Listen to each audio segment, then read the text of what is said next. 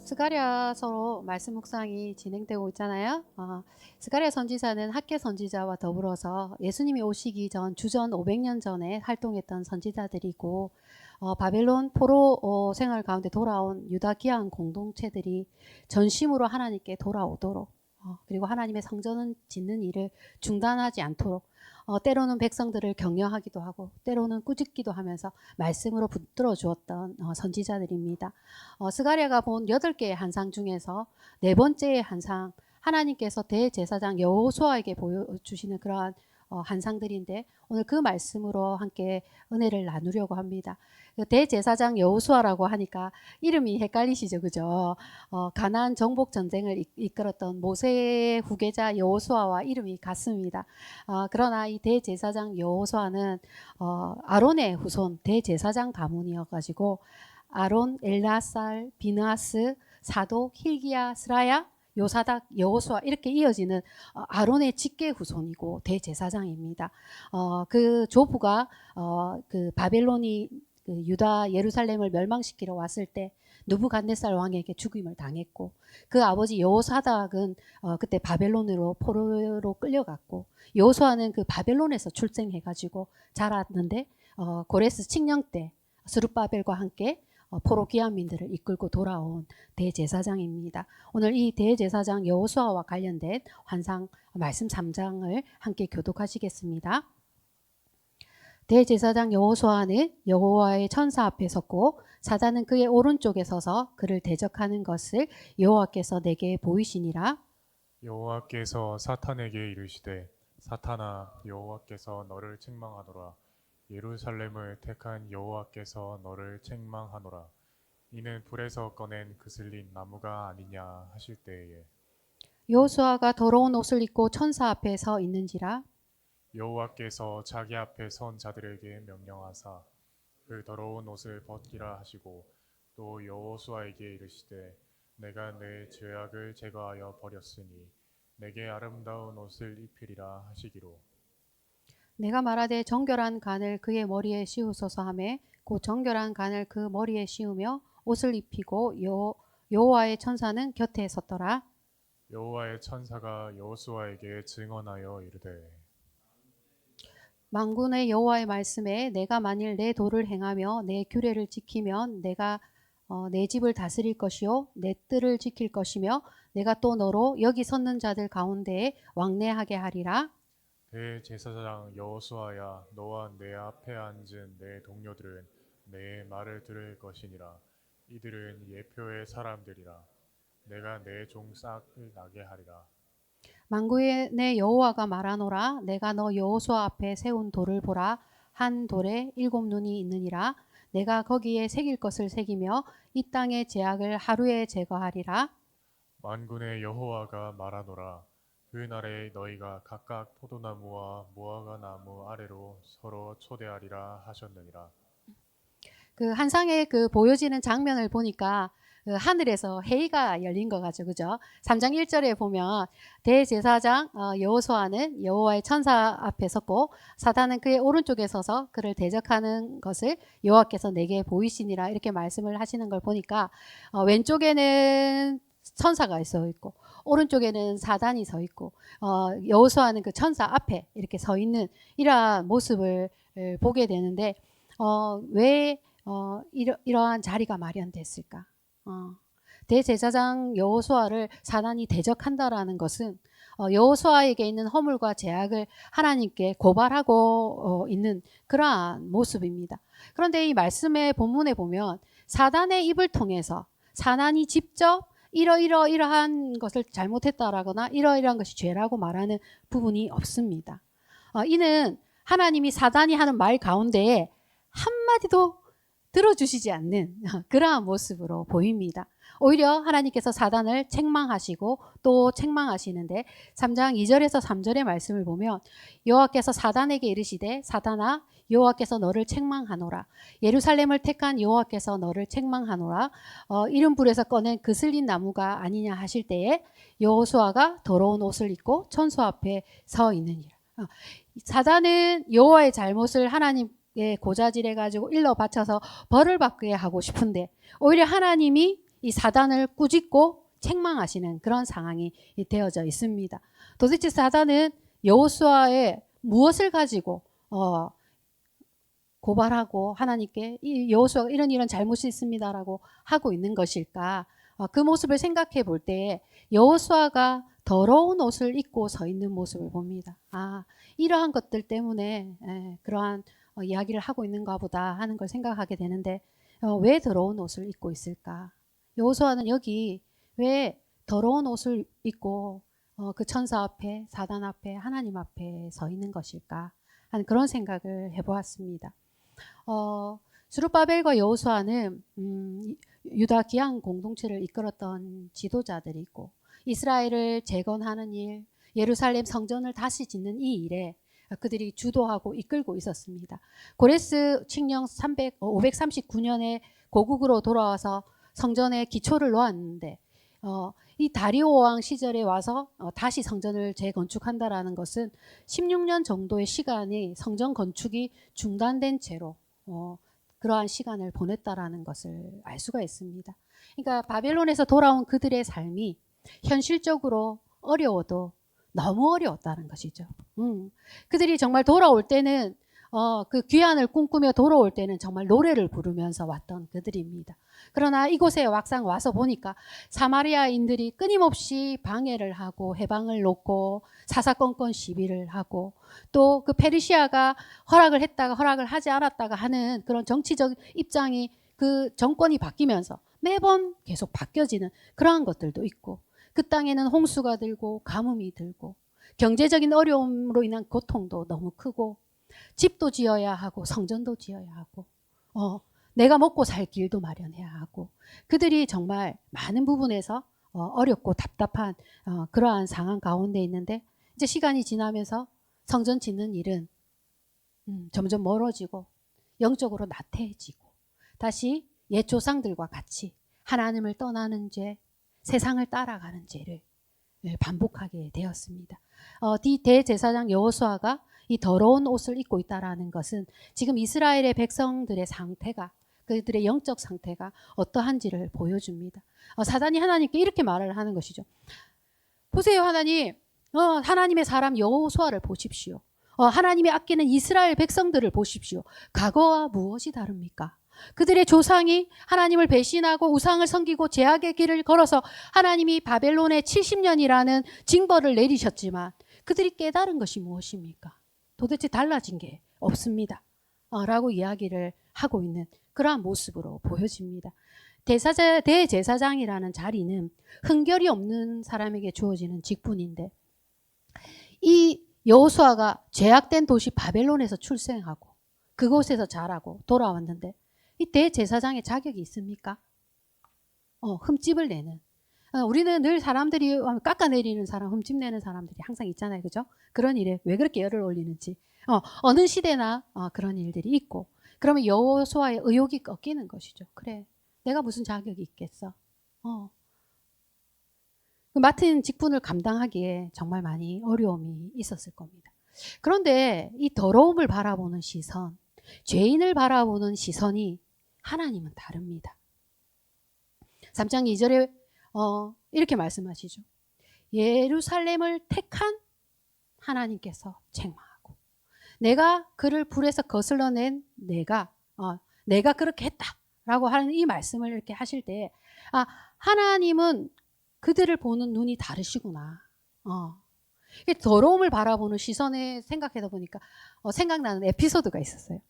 저희 엄마하고 저희 여동생이 이제 주택에 살 때 아래 위층으로 살았는데 위층 집에 사는 여동생이 이제 물건을 잔뜩 이제 대문 밖에 이제 버려 놓습니다.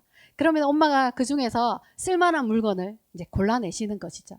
그 중에 뭐가 있었냐면은 굉장히 좀 비싼 브랜드의 슬리퍼 같은 그런 아디다스인지 나이키인지 모르겠으나 그 슬리퍼를 이렇게 물때도 끼고 곰팡이도 끼고 버려져 있는 것을 엄마가 이제 그걸 락스 풀어가지고 깨끗이 씻어가지고 뽀얗게 만들어가지고 엄마가 신고 다닌 거예요. 여동생이 자기가 비싸게 돈 주고 산 게 생각나잖아. 그러니까 엄마 그거 나 다시 줘. 이렇게 해서 버릴 때는 언제고 돈이 썩어난다 썩어나 이러면서 그걸 이제 주시죠, 그죠? 예, 더러운 물건은 우리에게는 쓸모없고 버려야 될 물건들인데 엄마의 눈에는 그렇지가 않은 것이죠. 전쟁을 겪고 IMF를 겪고 그 힘들게 아끼게 살아온 사람들의 눈에는 이거 씻으면 쓸 수 있는 것도 왜 버리는가 이렇게 말하고 그러면 제가 엄마는 이제 그런 말을 하면 내가 맞아 엄마 정말 잘했네 그거 씻으니까 정말 멀쩡하다 새 것 같다 이렇게 말을 못 하는 거예요. 왜냐 이제 80 노인네가 이제 그 고생을 안 했으면 싶고 이제 살 날도 얼마 안 남았는데 좀 좋은 거 신었으면 좋겠고 그 여동생이 버린 거 그거 씻어가지고 좋다고 신고 있는 걸 보면 마냥 기쁘지만은 않지 않습니까? 엄마 내가 좋은 거 하나 사줄게. 이거 씻는 게 뭐가 고생이고 하나도 고생이 아니다. 뭐 이렇게 이제 말씀을 하십니다. 더러움을 바라보는 그 물건을 보는 마음이 우리랑 다른 것이죠, 그죠? 이건 물건이라고 그렇지만 사람은 어떻습니까? 사람은 더러워지면 버려도 됩니까? 사람은 죄가 있으면 쓸모가 없어집니까? 사단은 그렇다고 말합니다. 사단은 하나님 용서하지 마시고 더 큰 벌을 내리셔야 합니다. 여러분은 어떻습니까? 여러분은 잘못한 사람을 향하여 죄 가운데 있는 사람을 향하여 어떤 시선으로 바라보고 계십니까? 하나님은 먼저 사단을 책망하실 때 첫 번째 말씀하신 것은 예루살렘을 택한 내가 너를 책망한다. 이 말씀은 뭐냐면 내가 택한 백성이고 내가 사랑하는 자들이다. 하나님의 주권적 사랑을 먼저 말씀하셨어요. 그리고 두 번째 불에서 꺼낸 그슬린 나무라고 하셨을 때에 내가 이들을 친히 심판했다는 것이죠. 이 남유다가 바벨론에 멸망을 당하고 끌려가는 것은 하나님이 직접 그들을 심판하시고 징계하신 것입니다. 그런데 하나님이 그들이 다 타버리지 않도록 불에 그 불타는 중에 꺼내신 거죠.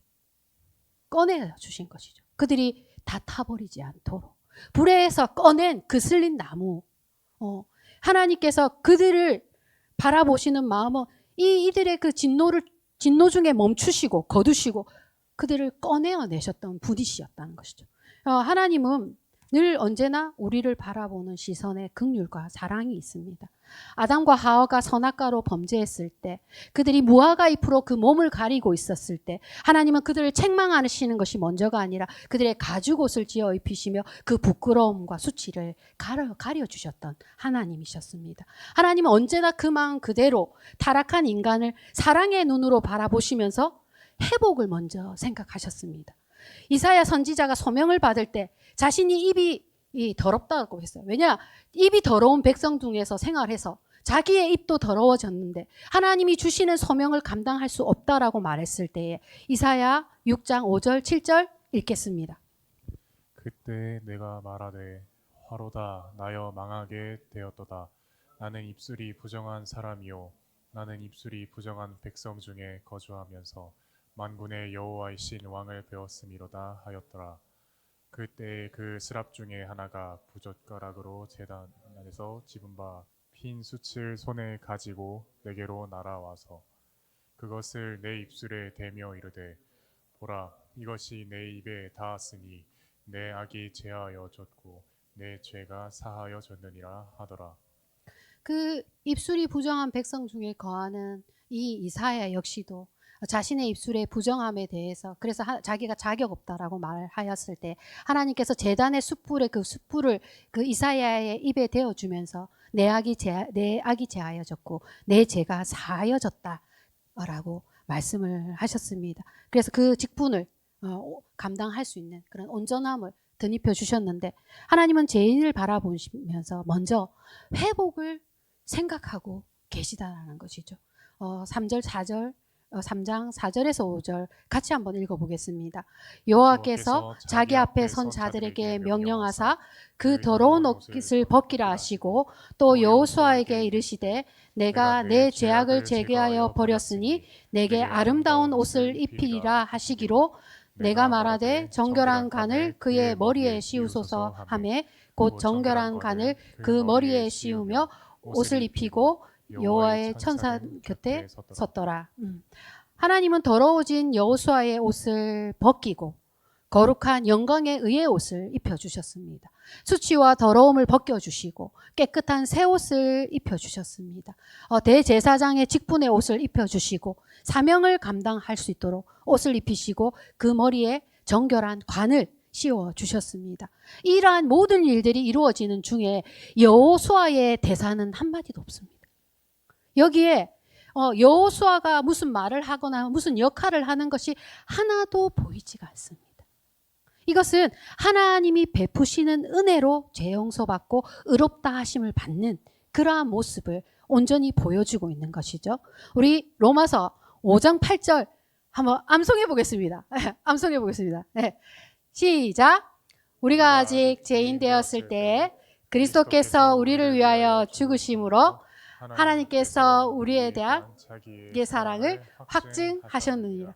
이거 제가 하면 안 되는 건데 맞죠? 우리 외우시는 분들이 굉장히 많으신데 우리가 죄인이었을 때 우리를 사랑하시고 우리에게 그 사랑을 확증하신 그 하나님이셨는데 우리가 자격을 이야기한다라는 것은 그럴 필요가 없는 것이죠. 사죄와 구원의 은총은 우리의 공로가 아니라 오직 은혜로만 되어주는 줄 믿습니다. 하나님이 죄인인 이스라엘을 향하여 어떤 마음을 가지고 있는가? 이사야 57장만큼 정말 하나님의 그 마음을 잘 보여주는 말씀이 없다라는 그러한 생각이 들었습니다. 이사야 57장 그 14절에 보면 그가 말하기를 도두어 길을 수축하여 내 백성의 길에서 거치는 것을 제거하여 버리리라.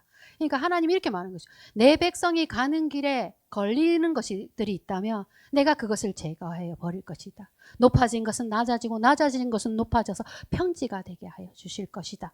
하나님은 지금 이스라엘을 그들이 돌아와서 이제 회복의 때, 은혜의 때를 맞이할 수 있도록 도와주시고 계시는 것입니다. 또한 이들의 마음에 지극히 존귀하여 영원히 거하시며 거룩하다 이름하는 이가 이와 같이 말씀하시되 내가 높고 거룩한 곳에 있으며 또한 통회하고 그 마음이 겸손한 자와 함께 있나니 이는 겸손한 자의 영을 소생시키며 통회하는 자의 마음을 소생시키려 함이라.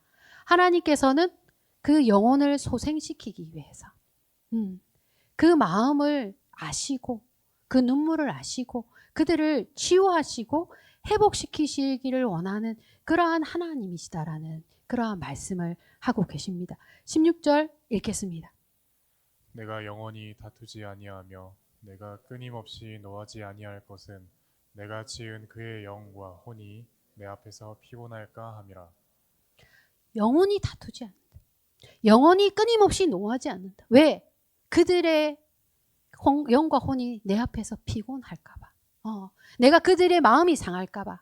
그들이 피곤할까 봐. 그들이 다시 일어서지 못할까 봐. 내가 걱정한다. 그 다툼을 멈추고 그 노를 멈추신다라는 그런 말씀을 하여 주셨습니다. 제가 이 말씀을 가지고 설교를 하려고 하니까 정말 힘들더라고요. 이 남편하고 몇 주째 제가 냉전을 하고 있었거든요. 그래가지고 내가 이 남편하고 지금 몇 주째 냉전을 하고 이 말씀을 전하려면 냉전을 종식하고 남편과 화해를 해야 내가 이 말씀을 왜냐하면 이 말씀 전하는데 어려움이 계속 있는 것이지. 하나님 계속 다투지 아니하시고 끊임없이 노하지 아니하시는 하나님. 계속 다투지 아니하시고 끊임없이 노하지 않으시는 하나님. 그 영혼이 상할까봐, 그 영혼이 피곤할까봐. 그것을 걱정한다라고 말씀하시잖아요. 네. 말씀을 듣고 말씀을 전해야 하는 내가 그렇게 하지 못하고 있으면 자격이 없어지니까 일단 하회부터 하고 왔지. 그렇죠. 쉽지 않습니다. 이 자리에서 설교하는 거 쉽지 않습니다. 17절 말씀. 17절 말씀 읽겠습니다. 삼심의 죄악으로 말미암아 내가 노하여 그를 쳤으며 또 내 얼굴을 가리고 노하였으나 그가 아직도 패역하여 자기 마음의 길로 걸어가도다. 내가 그의 길을 보았은즉 그를 고쳐줄 것이라. 그를 인도하며 그와 그를 슬퍼하는 자들에게 위로를 다시 얻게 하리라. 여전히 죄악으로 내가 볼 때마다 화가 나는 거지. 계속 잘못을 했는데 내가 노한 척을 안 하려고 얼굴을 가리고 있습니다. 하나님, 이거 우리의 상황도 계속 잘못된 길을 계속 가고 있는데 내가 노를 그쳤으니까 내 노한 얼굴을 안 보여주려고 내 얼굴을 가린다라는 이 말씀이 얼마나 참 와닿는 말씀입니까? 근데 그의 길을 고쳐줄 것이다. 그 길을 인도할 것이다. 내가 다시 위로를 얻게 하여 주실 것이다. 라고 말씀하시는 것이죠. 하나님께서 우리가 잘못된 길을 가고 있는 그것을 보시고 화가 나시지만 고쳐줄 것이고 다시 위로를 얻게 하여 주시겠다라는 그러한 말씀을 해주시고 있습니다. 하나님 이스라엘 얼마나 사랑하고 계신지 그 더러운 옷을 입고 있는 그들을 보시고 그 불에 거슬린 그 나무와 같은 그들을 보시면서 이제는 내가 화를 고만 낼 거고 내가 그 영혼이 더 상하지 않도록 그들을 고쳐줄 것이고 그들을 다시 위로할 것이고 평강의 평강으로 이끌어 주신다라는 19절의 말씀. 입술의 열매를 창조한 자 여호와가 말하노라. 먼 데 있는 자에든지 가까운 데 있는 자에든지 평강이 있을지어다. 평강이 있을지어다. 내가 그를 고치리라. 하나님이 그를 고치셔서 그로 하여금 다시 평강을 얻게 하여 주신다라는 19절의 이 말씀을 보면서 결국 하나님은 우리를 회복하게 하시고 우리가 다시 평강을 얻고 그리고 다시 우리의 생활의 안정을 찾아서 그러한 정상적인 일상의 삶들로 돌려주기를 원하고 계셨구나 하는 그러한 은혜를 받습니다. 돌아온 유다 기아 공동체와 하나님 다투지 않습니다. 그들이 바벨론에서 불에서 꺼내었을 때 이미 작정하셨거든요. 내가 고쳐줄 것이다. 계속 다투면 피곤할까? 영혼이 상할까? 걱정하시면서 그 불에서 꺼내주시면서 회복 절차를 밟고 있는 중인데 이 유다 공동체는 돌아와서 자신들에게 예비된 회복의 때, 은혜의 때, 하나님이 주시는 평강의 때를 맞이하고 된 줄을 모르는 것이죠. 그러한 것을 그 은혜를 또다시 놓치려고 하고 있으니 하나님이 강제적으로 선지자 스가랴와 학개를 통하여서 직접 간섭하시며 말씀하시는 것입니다. 환상을 통해서 말씀하신다라는 것은 요한계시록의 1세기 독자들이 얼마나 힘든 상황, 박해와 순교와 고난이라는 너무나 사방이 막혀있는 상황 가운데 하늘을 보게 하시는 것처럼 지금 유다 기안 공동체의 현실도 너무나 힘들다라는 거예요. 환상을 보여서 하늘을 보여주지 않고서는 그들이 소망이 없기 때문에 하늘을 여시고 환상을 보여주시면서 너희가 이러한 존재고 내가 지금 너희를 돕고 있고 지금 여기 세운 대제사장 여호수아와 스룹바벨은 내가 보증하고 내가 그 직분을 주었으니 너희가 그들의 말을 듣고 그들을 따라서 성전을 다시 건축하라고 이렇게 말씀을 해주시고 있는 것입니다. 성전 건축을 하는 것은 아름다운 건축물을 보려고 하는 것이 아니라 성전을 통해서 드리는 예배를 통해서 하나님께서 예배드리는 삶의 회복을 그리고 하나님과의 관계를 하루빨리 정상적인 삶을 살도록 하여 주시려는 그러한 은혜가 있는 말씀입니다. 대제사장이 하는 역할이 뭡니까? 백성의 죄를 가지고 속죄일에 하나님 앞에 나가는 것이 아닙니까? 그러면 하나님이 그 제사를 받으시고 백성들의 죄를 용서하여 주셨는데 이 성전이 없으면 이 제사가 없는 것이고 이 속죄일에 이 대제사장이 하나님 앞에 나갈 수도 없는 것이잖아요. 하나님은 그들을 용서하시고 그들을 회복하게 해주시고 싶은데 그들이 성전 짓는 것이 중단되면 제사가 중단되는 것이고 속죄일의 대제사장은 하나님께 그 백성들의 죄를 짊어지고 들어갈 수가 없는 것이지 않습니까?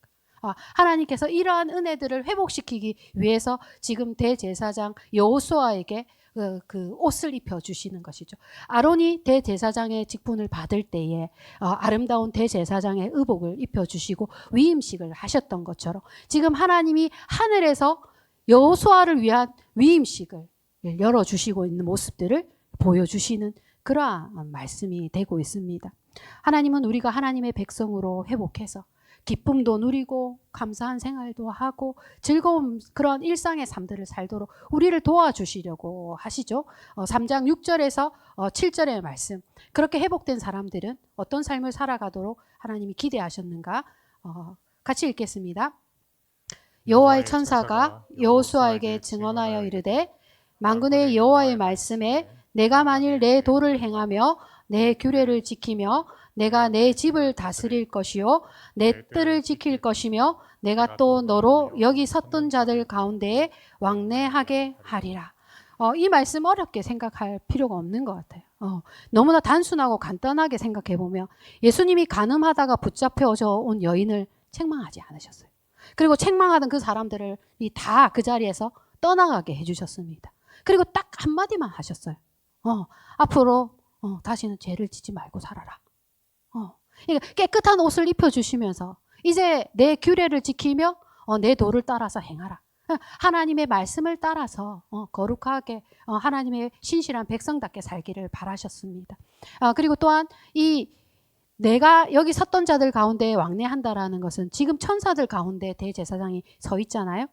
대제사장 여호수아가 천사들 가운데서 왕래한다라는 것은 그가 이 땅에 있을지라도 하늘에 속한 사람이라는 것을 말씀하여 주시고 계신 것이고, 그가 지키는 뜰, 그가 지키는 그 내 집 하나님의 나라, 이 제사장 나라를 지키고 있는 이 모습들은 우리가 요한계시록을 통해서 알 수 있듯이 우리의 삶 자체가 하나님을 증거하는 증인의 삶이고, 우리를 통하여 하나님을 보여주고 있는 그러한 삶을 살게 하시려고 우리를 거룩하게 하시고 우리에게 의의 옷을 입히시고 이 세상 가운데 빛으로 우리를 드러내셔서 하나님을 보게 하시도록 하시는 그러한 일들을 그 구약의 시도에도 행하시고 이 신약의 시대도 행하시고 하나님의 동일하신 하나님이시라는 걸 우리가 알 수가 있습니다. 저와 여러분이 이러한 은혜를 받고 누리고 있는 줄 믿습니다. 내가 어떻게 살아야 할까에 대해서 고민할 때 너무 생각이 많고 복잡하거들라 단순해지면 됩니다.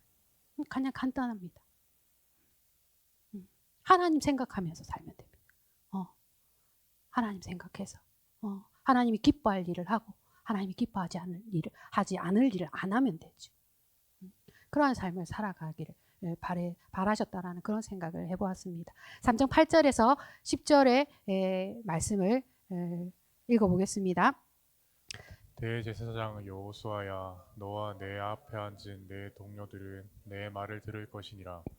이들은 예표의 사람들이라. 내가 내 종 싹을 나게 하리라.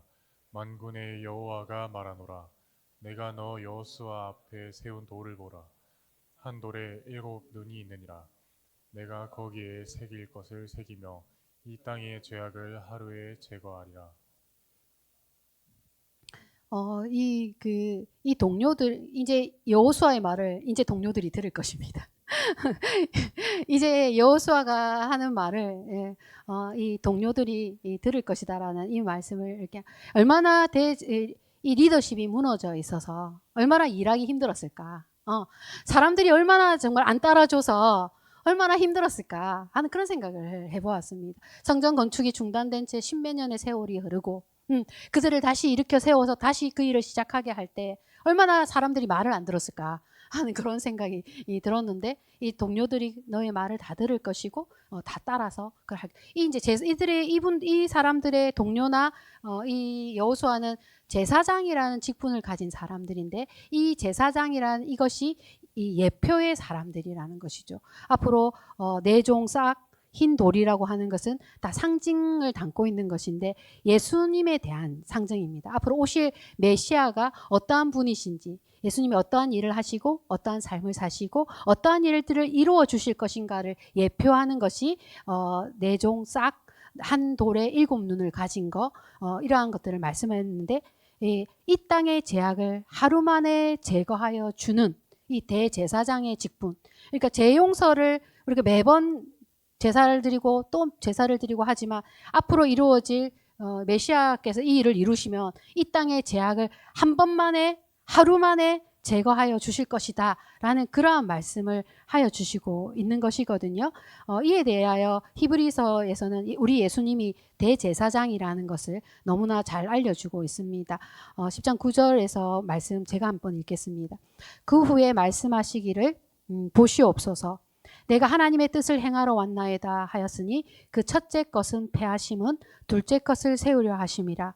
이 뜻을 따라 예수 그리스도의 몸을 단번에 들이심으로 말미암아 우리가 거룩함을 얻었노라.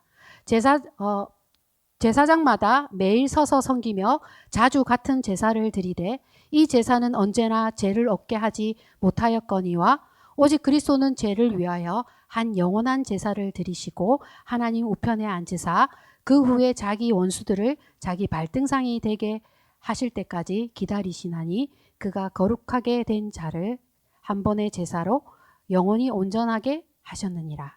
아멘. 네, 이 땅의 죄악을 하루에 제거하리라라는 스가랴의 이 말씀이 예수님 안에서 예수님께서 몸을 단번에 들이심으로 말미암아 이 모든 죄를 용서하시는 그 대제사장의 직분을 예수님께서 이루셨다라는 그러한 말씀을 해주고 있는 것입니다. 끝으로 3장 10절 말씀 같이 읽겠습니다. 만군의 여호와가 말하노라. 그날에 너희가 각각 포도나무와 무화과 나무 아래로 서로 초대하리라 하였느니라. 예수님이 오면 그날이 되면 서로가 포도나무와 무화과 아래서 서로를 초대하고 평안과 안식과 쉼을 얻게 되리라. 스가랴의 독자들은 나귀를 타고 오시는 메시아를 기다렸고 요한계시록의 독자들은 백마를 타고 오시는 재림의 날을 고대했습니다. 사랑하는 미라클 가족 여러분, 역대기, 요한계시록, 스가랴 다시 역대기의 말씀으로 이어질 것입니다. 이 말씀들은 회복의 주제를 가지고 있습니다. 그 말씀은 하나님이 얼마나 우리의 회복을 도우시고자 하시는지, 우리가 낙심과 절망과 어려움 가운데 일어서기를 원하시는지, 얼마나 하나님께서 우리가 하나님께로 돌아오고 또 돌아오기를 원하시는지 그런 말씀을 통하여 알 수가 있는데, 우리가 다시 시작하고 다시 열심 내고 다시 주어진 인생을 열심히 살기를 하나님이 정말 바라고 계셨구나라는 걸 생각해 보게 됩니다. 하나님은 죄인을 바라보는 시선이 다릅니다. 우리를 결코 미워하거나 싫어하거나 거절하지 않습니다. 하나님에게는 이해 못하실 일이 없고 하나님 우리의 수치와 부끄러움을 가려주시지 우리를 창피하게 만드시는 분이 아닙니다. 단지 하나님은 우리의 옷을 입혀주실 뿐입니다. 그 사단은 의로움으로 옳고 그름으로 막 따지죠. 그죠? 그때 하나님은 사랑이 먼저라고 말씀하시고 계신 것 같아요. 우리가 다툴 때가 많이 있는데 내가 다른 사람들하고 함께 살려고 하니까 너무 힘들잖아요. 그 순간에 그래 사랑이 먼저지. 그래 계속 다투지 말자. 회복에 힘쓰자. 제가 이 말씀 묵상을 하면서 정말 그래야지. 사랑이 먼저지. 계속 다투지 말아야지. 회복에 힘쓰자. 그러한 결심을 하게 되었는데 우리 사랑하는 미라클의 성도님들도 매 순간 그러한 생각을 해볼 수 있게 되기를 원하고 하나님께서 오늘 우리에게 주시는 이 말씀들을 잘 새겨서 그것이 우리의 삶이 되고 우리의 인생 될 수 있도록 축복합니다. 기도드리겠습니다. 갚을 수 없는 큰 은혜와 사랑을 베푸시는 하나님, 영광과 찬양을 올려드립니다. 그슬린 나무와 같은 우리의 인생일지라도 불쌍히 여겨주시고 하나님을 붙잡고 의지하여 소망 가운데 살아가게 하시니 감사를 드립니다. 통회하고 자복하는 겸손한 마음을 주시어 하나님께로 날마다 돌아오게 하시고 받은 사랑과 은혜를 세워보면서 낙심과 절망으로 이끄는 사단의 방해를 이기게 하여 주시옵소서. 우리에게 입혀주시는 아름다운 옷을 바라보면서 주신 사명도 기억나게 하여 주시기를 원합니다.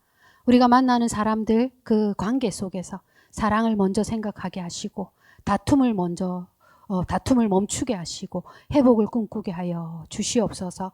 그리하여서 그 마음에 힘을 얻고 평안을 얻게 하여 주시기를 원합니다. 내일부터 시작되는 청년부 수련회 가운데 함께하여 주시고 서로를 응원하고 지지하는 청년부 되게 하여 주시길 원합니다. 박순자 어머니와 새로운 청년 이혜선 자매를 우리 교회에 인도하여 주시니 감사를 드립니다. 하나님의 사랑과 은혜를 발견하는 축복을 허락하시고 우리와 함께 신앙생활의 기쁨을 누리는 아름다운 시절을 보내게 하여 주시옵소서. 미라클의 한우들의 건강을 회복시켜 주시고 담임 목사님 매 순간 붙들어 주셔서 사명 잘 감당할 수 있도록 은혜 베풀어 주시옵소서. 이 모든 말씀 우리 주 예수 그리스도 이름으로 기도드립니다. 아멘.